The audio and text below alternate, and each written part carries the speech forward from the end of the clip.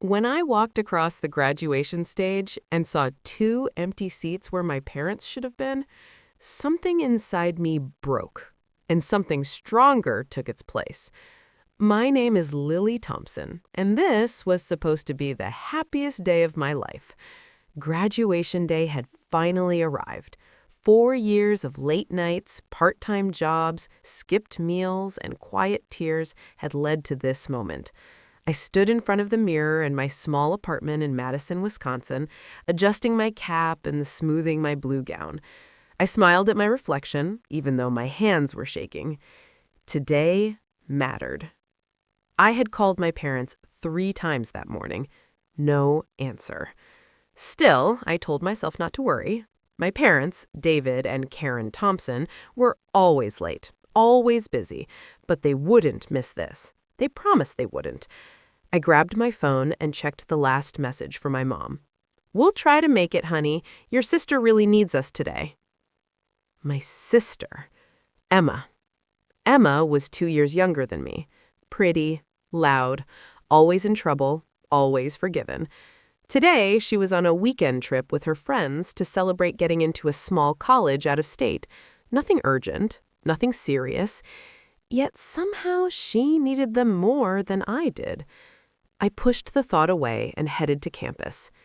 The graduation hall was huge, filled with proud families, balloons, and flowers. People were hugging, laughing, taking pictures. I scanned the crowd as I walked to my seat, my heart racing. Row after row, seat after seat. Then I saw them. 2 empty seats with my parents' names taped on them. They were really not coming. My chest tightened. I felt embarrassed, angry, and small, all at once. The girl next to me asked, "Are your parents stuck in traffic?" I forced a smile. Something like that. The ceremony began. Names were called. Cheers echoed. Parents stood, waving and crying. I clapped for everyone else, while my hands felt numb. Halfway through the ceremony, my phone buzzed. A photo. My parents and Emma at a lakeside restaurant, smiling, drinks raised. Caption from my mom, "We'll celebrate you later, sweetie." Later. That word burned. When my name was announced, Lily Thompson, Bachelor of Business Administration, honors, I stood up. My legs felt heavy, but my back was straight. I walked toward the stage. That's when I made a decision. I hadn't planned it. I hadn't practiced it. But something inside me said, don't stay quiet anymore. As I reached the dean, she leaned in and whispered, "You're our student speaker. Take your moment." I froze. Student speaker? I had forgotten. Months ago, I had been chosen to say a few words. I almost declined back then, thinking no one cared. Now, the microphone stood in front of me. The room went silent. I looked out at the crowd again. Hundreds of faces, proud families, cameras ready. I took a deep breath. My name is Lily Thompson, and today I learned something important. I paused. This degree wasn't paid for by family money. It wasn't earned with support or favors. It was built with late-night work shifts, student loans, and learning how to stand alone. Murmurs filled the room. I kept going. I want to thank the people who showed up today for themselves, because sometimes the ones who don't show up teach you the biggest lesson of all. The hall was quiet, very quiet.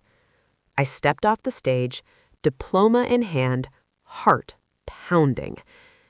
I didn't know it yet, but that moment, the empty seats, the speech, the silence, was the beginning of everything changing. And my parents? The applause ended, but the message I sent that day was only beginning to sink in. After the ceremony, students flooded the lawn outside the hall. Laughter, hugs, cameras flashing everywhere. Families wrapped their graduates in pride and love. I stood off to the side, holding my diploma folder like it might float away. No parents, no sister, just me. My phone buzzed nonstop in my hand. First was a text from my dad. "What was that speech, Lily?" Then my mom. "You embarrassed us in front of everyone." I stared at the screen, my fingers shaking. Not once did they say congratulations. Not once did they say they were proud. I didn't reply. For the first time in my life, I chose silence. My best friend Maya ran up to me, her eyes wide. "Lily, that was powerful. People were crying." I gave a small smile. I didn't mean to make a scene. "You didn't," she said. "You told the truth." We took photos together. I borrowed her family for a moment. Her mom hugged me tight and whispered, "You did amazing." That hug stayed with me longer than my parents' words ever had. That night, I went back to my apartment alone. I hung my gown on the door and placed my diploma on the table. I thought I would cry. I didn't. Instead, I opened my laptop. 2 weeks earlier, I had received a job offer from a mid-size finance company in Chicago. Good salary, real growth.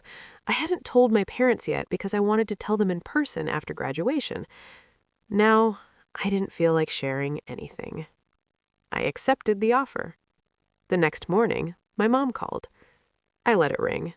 Then she called again, then again. Finally, I answered. "Why would you do that?" she snapped. "Do you know how bad that made us look?" I stayed calm. "You skipped my graduation." "We were busy," she said. "Emma needed us." "She didn't," I replied. "She wanted you." Silence. My dad's voice came on. "You should apologize. Families don't air problems in public." I took a breath. "Families show up." The line went dead. Days passed, no calls, no messages. Then came the email. It was from my parents' financial advisor, someone I had met years ago.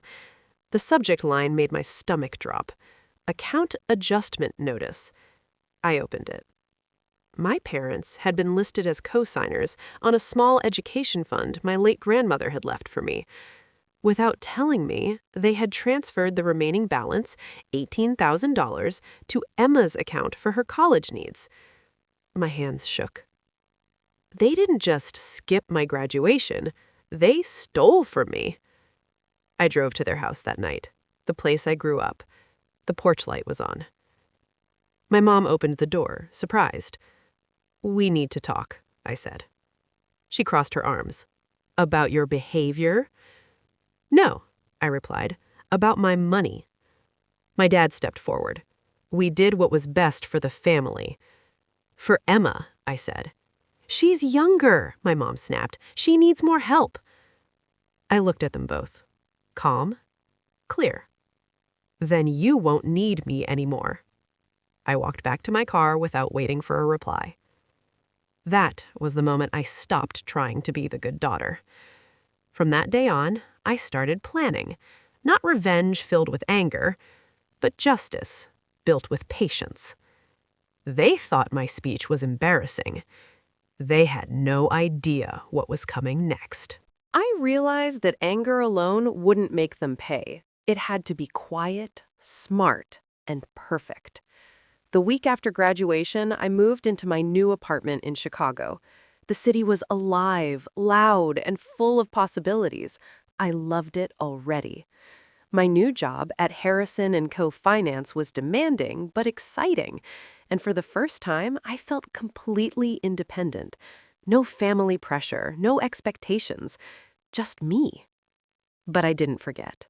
Every time I looked at my diploma, the memory of those empty seats and my stolen inheritance came back.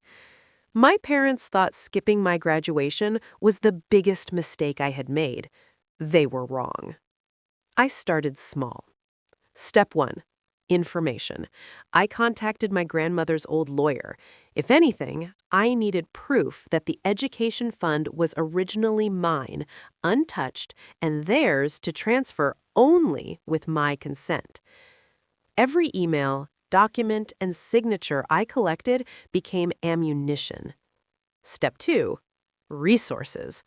I opened a small investment account and quietly started saving from my first paycheck. Not just savings, strategic investments. Stocks, bonds, a few tech startups I researched. Every dollar counted. I wanted financial independence that no one could touch. Step 3, visibility. I began documenting everything. Every phone call, every text from my parents demanding money or criticizing me, every action that proved their favoritism toward Emma. I didn't act on it yet. I just collected. At work, I excelled. I became one of the youngest analysts in the company to close a major deal. My supervisor noticed. My coworkers noticed. I was building power quietly while the family still thought I was the ignored daughter. Then came the golden opportunity. One evening, as I was reviewing some tax documents for my clients, I remembered that my parents were planning to sell some of our family property, a house they had promised me would be mine eventually. They hadn't told me they were transferring it to Emma. I smiled quietly. They wanted me to stay angry. They wanted me to be reckless. But instead, I would be strategic. I drafted a simple plan. Legal leverage. Contact the real estate attorney and confirm my rights.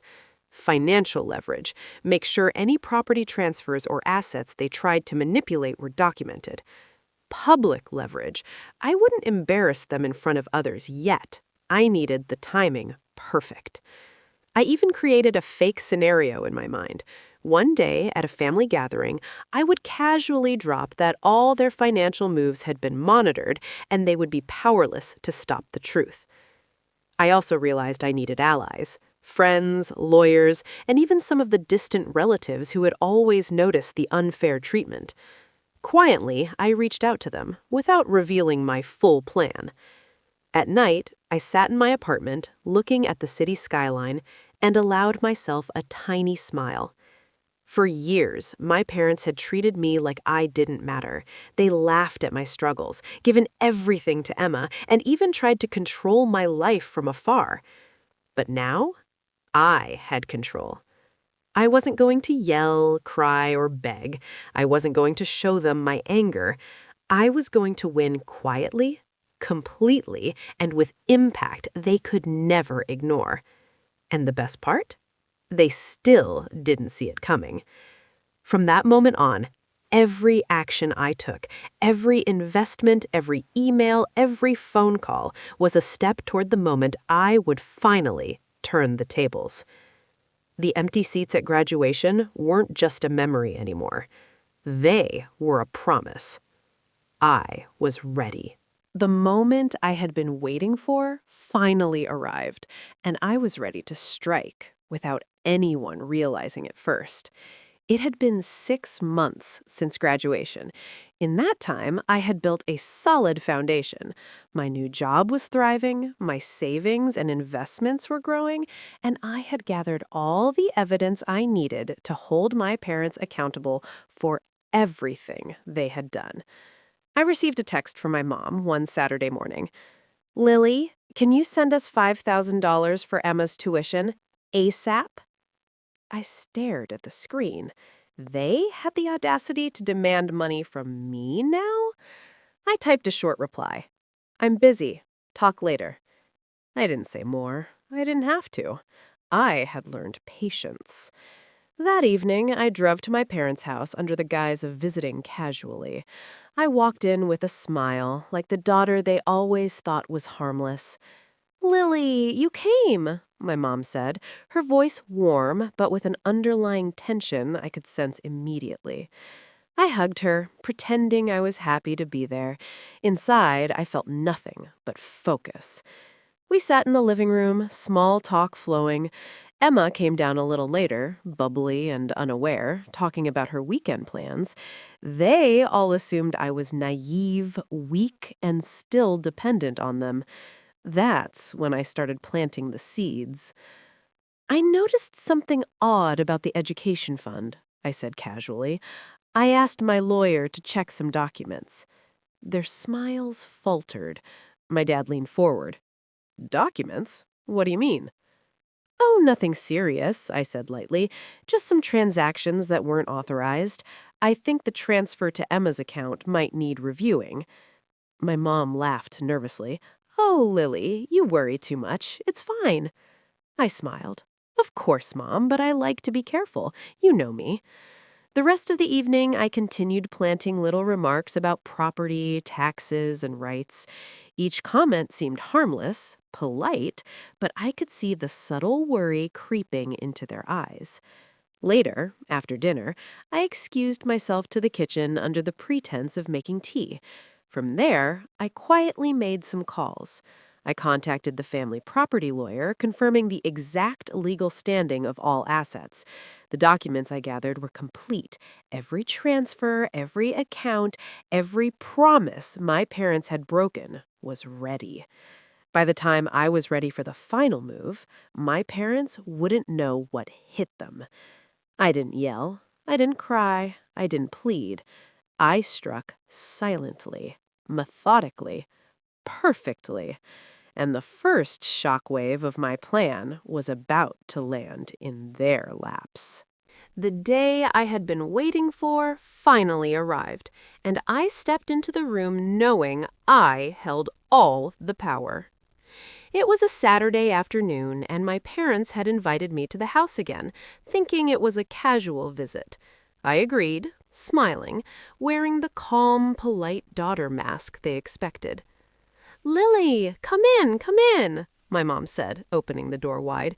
"We wanted to talk about college plans for Emma." I hugged her lightly, then turned to my dad. "Hi, Dad," I said, my voice steady. They didn't notice the folder I was carrying under my arm. After some small talk, I sat down in the living room. Emma bounced in, laughing, holding her phone. My parents were distracted, assuming I had no clue about anything. That was their mistake.